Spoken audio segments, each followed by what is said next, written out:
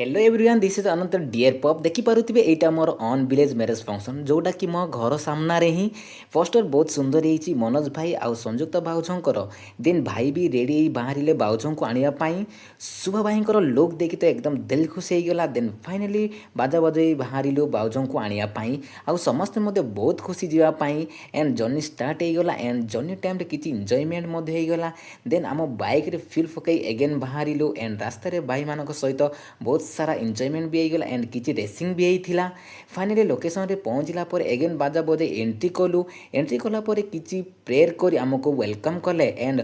अति भल पाइबा सहित पानी रे गड़ धोई दे सम्मानित कले मनु भाईर तो पूरा ध्यान बाजा मारे देन भाउज आसीगले भाई को वेलकम करने को यही मोमेंट देखिए तो सबुठू भल लगिला भाउज भाईंकर गड़ धोई दे किसी सम्मानित करने सहित मिठा खुआई देले भाईंकर तो पूरा नर्वस देखिली एटी भाईंकर मध्य बहुत सारा सुंदर सुंदर पोस्टर लगी एंड ब्यूटीफुल डेकोरेशन होती देन आमको किसी कोल्ड ड्रिंक्स सहित मुड़ी मिक्सचर भी देते आउ बिनी दीदी तो बहुत खुशी देन भाउज आउ भाई को वेलकम करागला स्टेज पाखक देन किसी फैमिली फोटो शूट होगला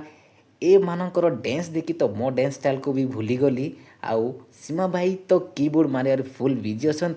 बहुत सारा डांस हवा सहित देखिली फुल एटीट्यूड सहित परफॉर्म करचंती ए सिस्टर देन फाइनाली बाउज बाहर भाई सहित जीवाई बहुत सारा डांस सहित फुल एंजॉयमेंट होगला बाउज बहुत दुख कले बिकज तांको निज घर गाँ छाड़ी जावाक पड़ुछि एते सारा वीडियो देखी तो मजा आसीगला फाइनाली जीवाई रेडी हो जाइए बर गाड़ी thank you so much for watching till and mini blog.